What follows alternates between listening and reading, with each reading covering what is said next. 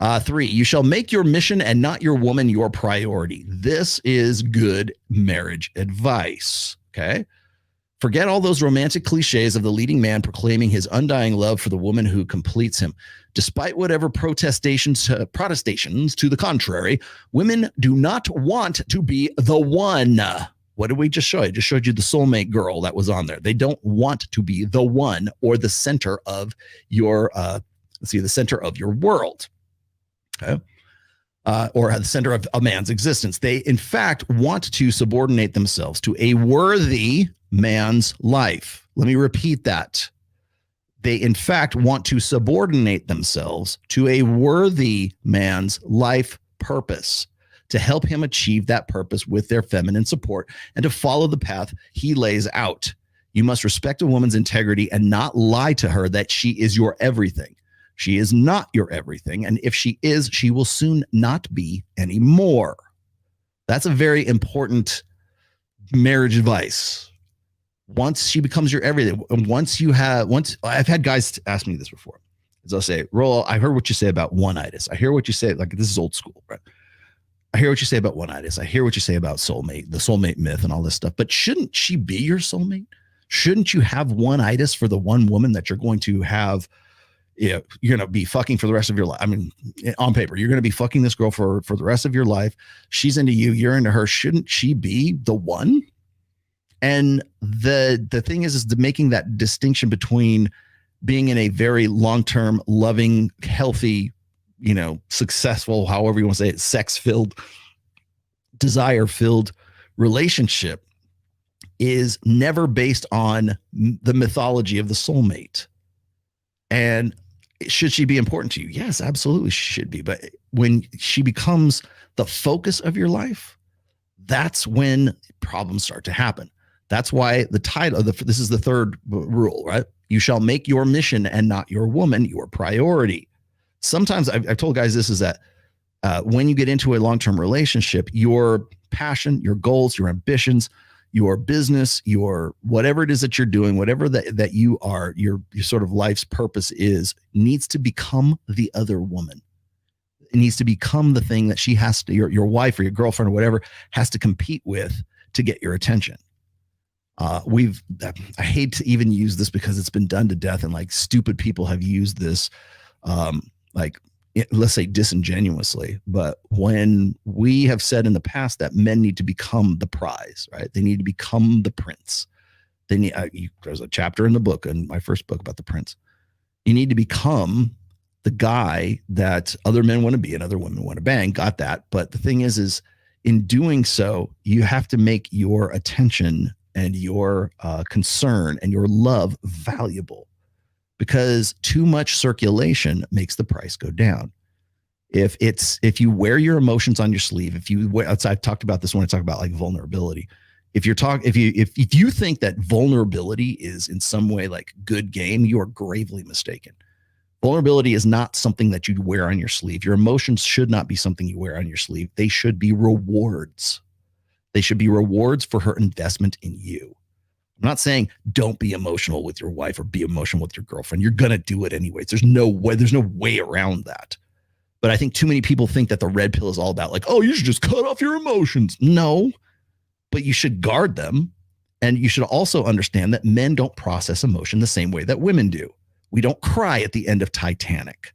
We cry at the end of Saving Private Ryan. We're not built that way. Our brains are not wired the same way for emotion. So ladies, here's the other thing. You want some marriage advice, ladies? Here's some advice for you. Understand that your husband's brain does not work like your brain. His brain is fundamentally wired differently than yours. The great thing is that men and women are better together than we are apart. So if you go and you look at like the fMRI studies of like the neural synapses, and I don't pretend to be a neuroscientist. It's not I'm not a brain surgeon, but if you go and you look at that and you look at the complementarity between the way a woman's synapses are wired in her brain and the way a man's, it's usually like vertical and horizontal, is wired. When you put them and you overlay them together, they complement one another like very well, like almost by design, almost by, let's say complementary coevolution, if you like that. But almost by design, we're better together than we are apart. And the thing that you want to know what will kill your marriage, ladies who are in wife school, right? The one thing that will kill your marriage before anything else is understanding that his brain doesn't process emotions like yours does. Stop scolding him for not being as emotional as you. Stop thinking he's emotionally stunted because he's not emotionally available, or it's emotional intelligence, which is horseshit. The reason why you have those expectations is because you've lived in a society that has built up this idea of this blank slate ideology that men ought to be just as emotional as women. And if it weren't for society and misogyny and patriarchy, that they would be just as emotional. They would just be women. Men are just unperfected women. And the biggest you want to know where we get this crisis of masculinity? It's in the expectation that men ought to emote like women, ought to think like women, ought to be as sensitive as women, ought to listen. You're not a good listener. Yeah, because I'm a dude. I'm filtering out for information. I prioritize information above context, above feelings.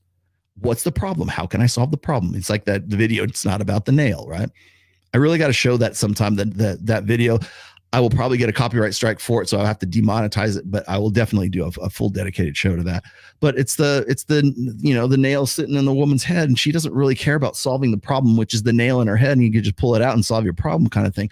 She wants to sit there and be heard and vent. Oh, it's biting. It's in my head, and okay. We could just pull the nail out and solve all this problem. You don't understand. You're not a good listener. That's what I'm talking about.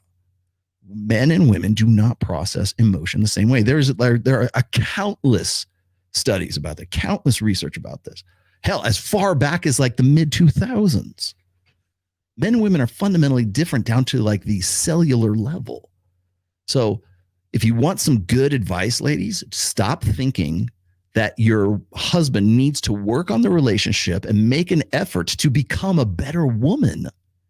No, you need to become a better woman by understanding that men and women are different. And you should embrace that and love that and get into that rather than trying to say, well, we're working on the relationship. We got to make, he's making an effort. We are working on the relationship. No, he is. And the litmus test for that is he's got to be a more perfected female. Stop thinking like that. So then this comes back to this. You shall make your mission and not your woman your priority. Again, women don't want to be she's not your everything. And if she is, she will soon not be anymore.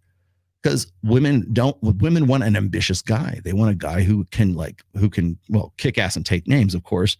What is that? What did they say? I think it was it Justin Waller or somebody said, that women want a guy who can slit throats and change a diaper. And okay, great, awesome. But in doing so, you can't be his focus. That's the thing is like women always say that they try to figure this shit out when it comes to like respect. Like men want to feel respected. No, men have to earn respect. So you can't just up and give it to him. You just can't just pat him on the. This is pandering. That's all it is. It's contrived. It's pandering. Oh, he just needs more respect. No, he needs you to suck. Is what he needs you to do. He needs you to fucking like arch your back and from behind. That's what he needs you to do. It's not about respect, because for men, respect comes with performance. So it's like, oh, I respect him. Now here's the other thing is I don't want necessarily a woman's respect. I want her admiration. And women can't respect guys who are their equals. They cannot look up to men who are their equals. And the guy who is making you his entire world is not ambitious, because you're the one, you are his goal, making you happy, keeping you content, trying to figure out like your freaking head games, being a good listener and being a more perfected woman. That becomes his goal. You need to nip that in the bud from the time you say I do, or actually before that. You need to be with the man. Here's the thing, ladies, if you are ever considering getting married to a guy or a long-term relationship, however you pair bonding, however you want to term this, if you're considering this, the main question you need to ask is, 1, do I like fucking this guy? 2, do I admire this guy? Do I look up to this guy? Is this guy somebody who like I really want to be with for the long haul because every day is exciting with him and it's fun and he's adventurous and he's like ambitious and he's a man? Is he a guy that you see as someone you could look up to and admire? Most women will say, no, I don't. That's what they have to. That's the sort of like the balance. That's the concern that most women have is like, well, he'll do.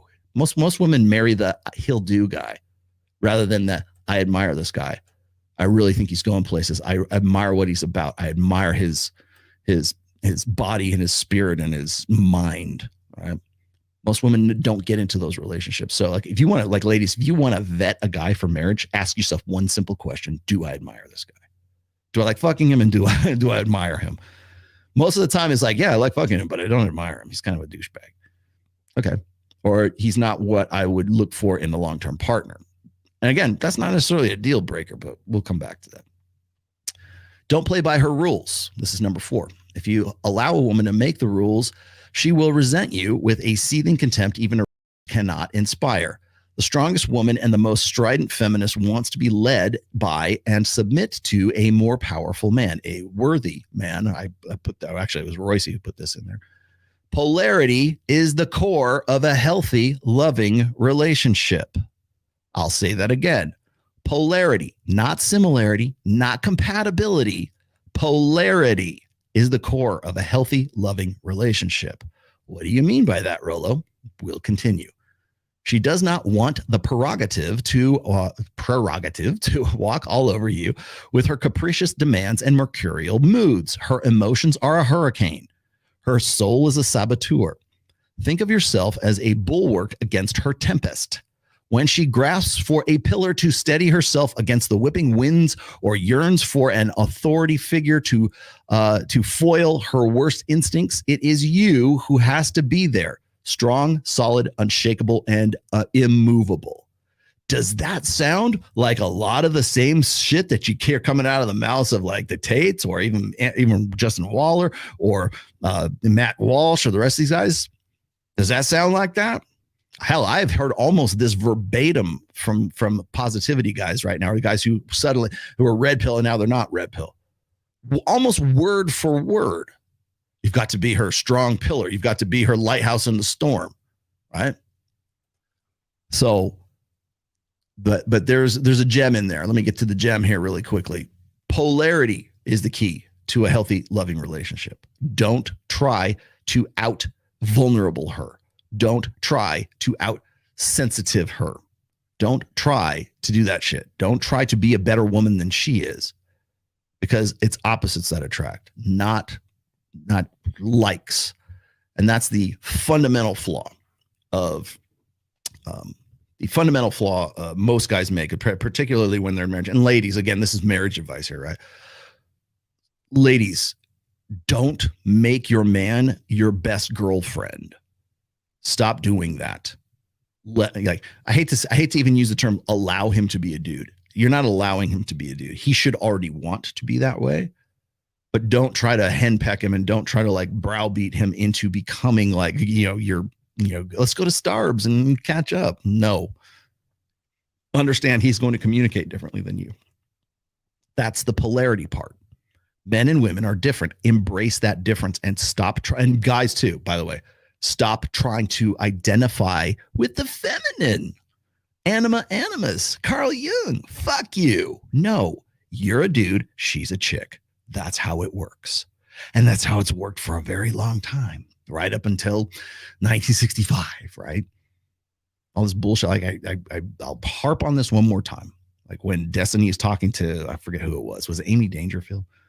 He's talking about, oh yeah, men need to be like, masculine up to like 100% and just have feminine up to like 97%. And women need to be feminine 100% and like masculine 97%. That is homogeny. That is androgyny. That is trying to be why would you need a chick? Why would you need a guy? You're the best of both worlds. It's narcissism is what it is. I don't need a man. I want a man. Now, well, the 3% of me that's still, overly masculine wants a woman. That's simply not the way it works. There's, there are masculine traits and there are feminine traits. If you want to talk about like gender this and, the social contrivances and the blank slate and all that shit, I've already done those shows, believe it or not. But the fact that we're still talking about anima. So get in touch with your feminine side. Fuck you. Get in touch with your masculine side, because again, healthy relationships are based on what, children? Polarity. She needs to be, here's the thing. If you're 100% feminine and 0% or 100% masculine and I don't know, 10% feminine because you like want to do your daughter's hair or something like that no more, whatever it is, you have kind of like that little, okay, maybe I'll entertain her girly girl, stuff, right? Whatever. But you're 100% masculine and you're 10% feminine, and your wife is 100% feminine and 10% masculine. You're a pretty good compatible polarized polarity. A couple. Those are the ones that are in it for the long haul. Those are the ones that understand their roles and understand that his strengths match your weaknesses and vice versa. And that's another marriage advice. Understand, get with a guy whose strengths complement your weaknesses and your strengths complement his weaknesses. And I don't mean weaknesses, but like deficits, let's just say. So, like, for instance, would you like an example? I will give you an example. This is my life. This is my marriage. This is not your marriage. This is not advice of this is not a how-to here, okay? So when I am talking with my wife, or like people have asked me this before, they said, does your wife read your books? Does she understand what you're talking about? Yeah, she does. But I talk about things from a more like intellectual perspective, like intelligence. My wife has wisdom, like application. If you were making like a role-playing game character, like, there's strength, intelligence, wisdom, constitution, charisma, dexterity, right? You have all that stuff. In my character sheet, my intelligence is pretty high. My wisdom might not be all that. Now, my wife's intelligence might be lower than mine, but her wisdom is higher than mine, right? And so as a result, those two complements make up very, very, very well. So what are your stats, right? What are your stats as an individual, as a man? Is your strength like up around, 15 or 16? And your wife's is at an 8 or a 9? Well, you're complimenting for her deficits, because women are always going to be physically weaker than men, period. End of story. By and large, on average, that's the case. Sorry, that's sexual dimorphism right there. So how do you make that compatibility? That's the thing, is people are like, you want to know the number one mistake people make when they're looking for a quote unquote long-term partner, or they're vetting for a wife or a husband or whatever. They're looking for similarities. They're looking to like find somebody who is just like them. Stop it. Don't do that. I mean, you want to be compatible. I get it. You want to share similar values. You want to have similar, tastes in music or whatever. I don't know, whatever it is. Like, women will, by the way, a compliment, like a girl that wants to be, it's into you, she's going to adopt that shit anyways. She's going to be a Golden Knights fan all of a sudden. Ladies, if you Access Vegas girls, if I see you wearing Golden Knights hats, or if I see you like, listening to Swedish death metal, I'm going to know. I see you. I get it, right? But if you see women trying to make themselves more compatible or more similar, that's a mistake. That's not polarity. Like, if my wife is into like, 80s power ballads or like, country music, and I'm into Opeth, Earth, or Behemoth. I'm trying to think of the most extreme like black metal I can come up with. But if that's my taste in music, hey, we still love each other. We're still about it. I'm not going to take her to a Death Angel concert for sure, but I might go see a REO Speedwagon with her once in a while, just because I love her, and I'll go, okay, I can do it. But that's the complementarity. That is the polarity for that relationship. Now, I could continue on. I don't want to go through all of these today, but I wanted to point out a few. The main one I wanted to get to was the polarity being a key element in a healthy relationship, because I think too many people think that if they're too dissimilar with their spouse, that's a recipe for disaster. And I would exactly argue the opposite of it. It's the accepting of those differences. It's embracing that polarity rather than saying we should be more alike. No, you should not be more alike. Fuck's sake, man. Opposites attract. It's not likes that attract.